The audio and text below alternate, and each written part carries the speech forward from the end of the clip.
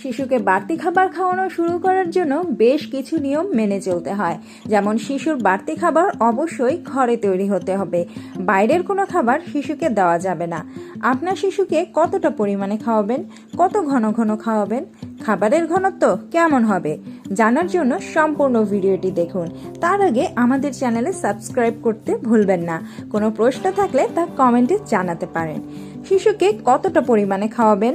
প্রথমে আপনি শুধুমাত্র অল্প পরিমাণ খাবার দিতে পারেন, যেমন দিনে একবার বা দুবার 1 বা 2 চা চামচ। আপনার শিশুর বয়স বাড়ার সাথে সাথে এবং সে শক্ত খাবার খেতে অভ্যস্ত হয়ে উঠলে আপনি খাবারের পরিমাণ এবং ফ্রিকোয়েন্সি বাড়াতে পারেন। আপনার শিশুর অঙ্গভঙ্গিগুলোতে মনোযোগ দেওয়াও গুরুত্বপূর্ণ। যদি তাদের ক্ষুধার্ত বলে মনে হয় তাহলে তাদের আরও খাবার দিন। নরম আধা শক্ত খাবার যেমন খাদ্যশস্য বা ফল অথবা সবজির পিঁড়ি দিয়ে খাদ্যাভ্যাসটি বদলাতে শুরু করুন। একবার তারা আধা কঠিন খাবার গ্রহণ করা শুরু করার পরে আপনি তাদের ছোট চা চামচে প্রোটিন যেমন মাংস এবং মাছের মতো জিনিস দিতে পারেন। সেই প্রোটিন যাতে সহজেই হজম করা যায় এবং সেটিকে ভালো করে ছোট ছোট কুচি কুচি করা হয়েছে কিনা সেটি নিশ্চিত করুন। আপনার শিশুকে কত ঘন ঘন খাওয়াবেন? সাধারণত 3-4 ঘন্টার ব্যবধানে শিশুকে খাবার দিতে হবে। খাবারের পরিমাণের দিকেও খেয়াল রাখতে হবে।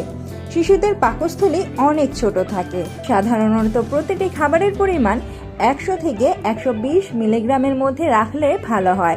তা না হলে শিশুদের গ্যাস এবং বদহজম হওয়ার আশঙ্কা থাকে। অবশ্য এই বিষয়টি শিশুর বর্তমান ওজন ও শারীরিক অবস্থার উপর নির্ভর করে। খাবারের ঘনত্ব কেমন হবে?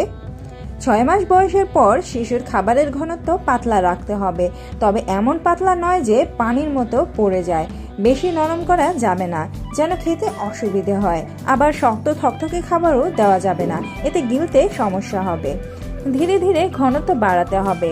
ব্ল্যান্ড করা খাবার বা খাবারটি ছেঁকে বাচ্চাকে কখনোই খাওয়ানো যাবে না। খাবার ছেঁকে খাওয়ালে খাবারের আঁশ ছাঁকনিতে রয়ে যায়, ফলে বাচ্চার মল শক্ত হয়ে যায়, কারণ খাবারের আঁশ পেট নরম রাখে। শিশুদের জন্য ফল অনেক বেশি উপকারী।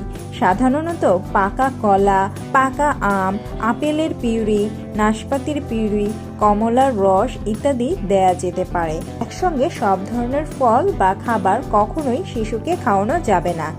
এক্ষেত্রে একটি ফল বা একটি খাবারে অভ্যস্ত করে আরেকটি ফল বা অন্য খাবার শুরু করা ভালো। খাবার খাওয়ানোর ক্ষেত্রে বাটি চামচ ব্যবহার করতে হবে। কোনোভাবেই ফিডার ব্যবহার করা যাবে না। শিশুকে জোর করে খাওয়ানো যাবে না। নিজের ইচ্ছায় যতটুকু খাবে ততটুকুই ভালো। পরের ভিডিওটি একদমই মিস করা যাবে না। অনেক গুরুত্বপূর্ণ তথ্য নিয়ে হাজির হতে যাচ্ছি। আজ এ পর্যন্তই। ভালো থাকুন, সুস্থ থাকুন।